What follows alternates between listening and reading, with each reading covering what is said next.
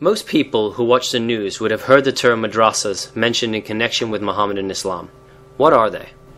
One of the greatest ironies and tragedies regarding the cult of Muhammad is the indisputable fact that 99.99% of its followers have absolutely no idea about the true origins of the Quran, its foreign words, its concepts, its ideas, and its rules and regulations. Most of them, especially among the 1,000 millions who are not Arabic speakers, are content to know that they are Muslims, that Muhammad was a prophet, that the Kaaba is holy, and they follow the prayers and traditions as zombified clones of Muhammad.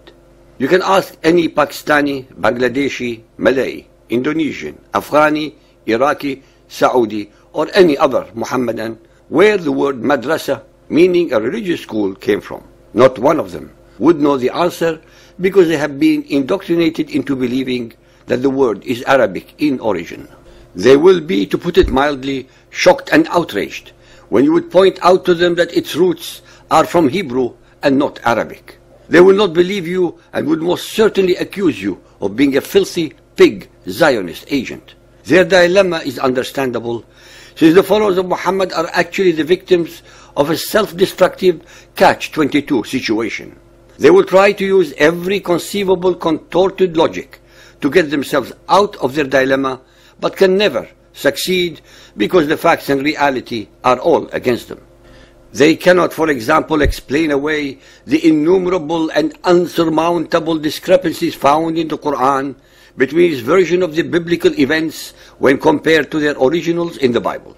They cannot explain how it is that the Quran contains at least 118 words, many of which are among the most important, that are actually of foreign origin and not Arabic. They try their best to cover up the fact that there are an enormous number of grammatical and lexical errors in the language of the Quran that completely discredit their claim to its alleged divine origin.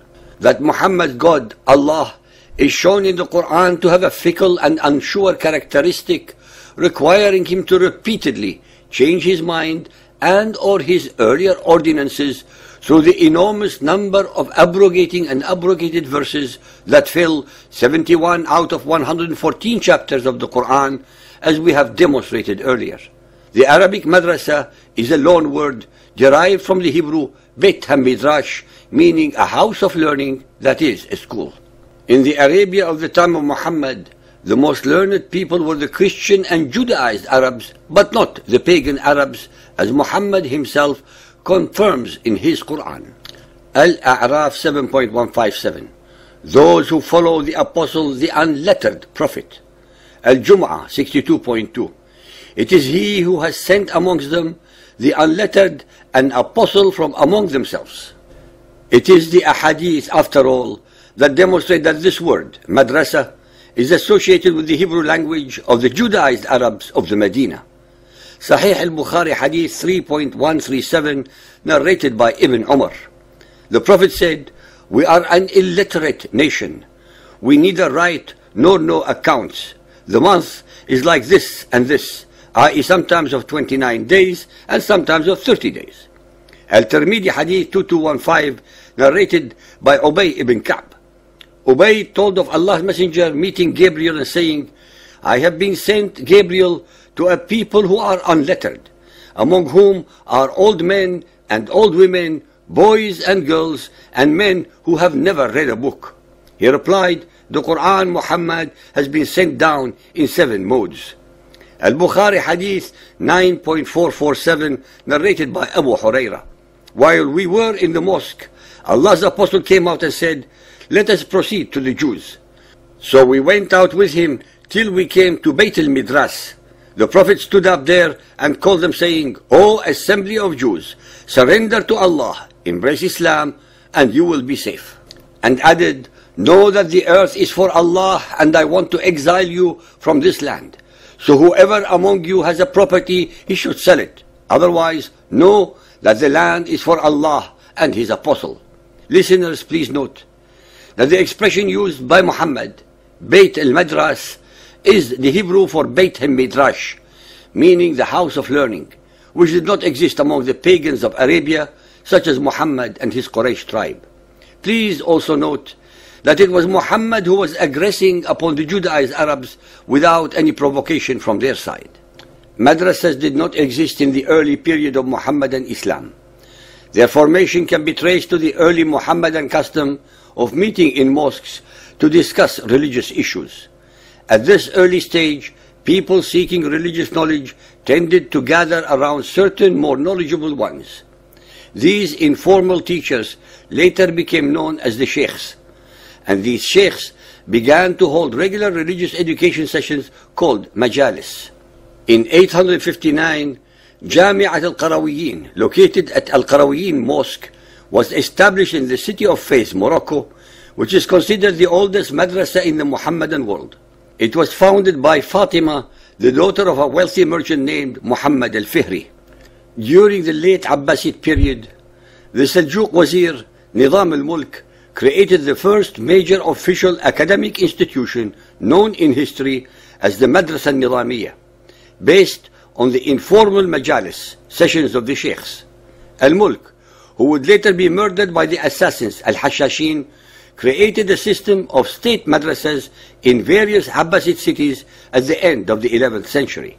During the rule of the Fatimid and Mamluk dynasties and their successor states in the medieval Middle East, many of the ruling elite founded madrasas through a religious endowment known as the Waqf. Not only was the madrasa a potent symbol of status, but it was an effective means of transmitting wealth and status to their descendants, especially during the Mamluk period when only former slaves could assume power. The sons of the ruling Mamluk elite were unable to inherit. Guaranteed positions within the new madrasas thus allowed them to maintain status. Therefore, madrasa literally means a place where learning, teaching is done. The word is also present as a loan word with the same innocuous meaning in many Arabic-influenced languages such as Urdu, Bengali, Hindi, Persian, Turkish, Kurdish, Indonesian, Malay, and Bosnian. It is important to note here that there have been negative connotations in recent times regarding this particular word. A madrasa, therefore, is an Islamic religious school. Many of the Taliban were educated in Saudi-financed madrasas in Pakistan that teach Wahhabism, which is the most fundamentalist and true representation of Muhammadan Islam that is rooted in Saudi Arabia. Around the world, Saudi wealth and charities contributed to an explosive growth of madrasas during the Afghan Jihad against the Soviets. During that war, 1979 to 1989, a new kind of madrasa emerged in the Pakistan-Afghan region, not so much concerned about the scholarship as making war on infidels. The enemy then was the Soviet Union. Today, it is America and the West. All of these groups are connected by a network of seminaries, or as the term is called in the local vernacular, madrasa. The main source of funding for these groups is Saudi Arabia. In fact, this whole phenomenon that we are confronting, which Al-Qaeda is a part of, is very closely associated with Saudi Arabia's financial and religious projects for the Muhammadan Muslim world as a whole. In order to have terrorists, in order to have supporters for terrorists, in order to have people who are willing to interpret religion in violent ways, in order to have people who are willing to legitimize crushing themselves into building and killing 3,000 or more innocent people, one needs particular interpretations of the Quran. Those interpretations of the Quran are being propagated out of schools that receive organizational and financial funding from Saudi Arabia, without which they cannot possibly exist. They would not have proliferated across Pakistan, India, and Afghanistan without Saudi funding. They would not have had the kind of prowess that they have without Saudi funding, and they would not have trained as many people without Saudi funding. So we have a whole series of what can be called Muhammadan Muslim military academies, military camps, terrorist camps along the border that mix the deadly and poisonous dosage of Muhammadan Islam with a lot of military training. At the same time, they also train a new generation of mosque leaders and clerics who go forth and open their own madrasas or go populate mosques from Africa to Europe and from Asia to the Americas and Australia. That is exactly how the virulent virus of the Quran is propagated in a pandemic fashion in all countries of the world, whilst most of humanity is unaware that it is being infected with a deadly disease. While many of our ignorant, politically correct, or most probably spineless academics, religious leaders, the media, and our politicians tell us how peaceful and all-encompassing Muhammadan Islam actually is.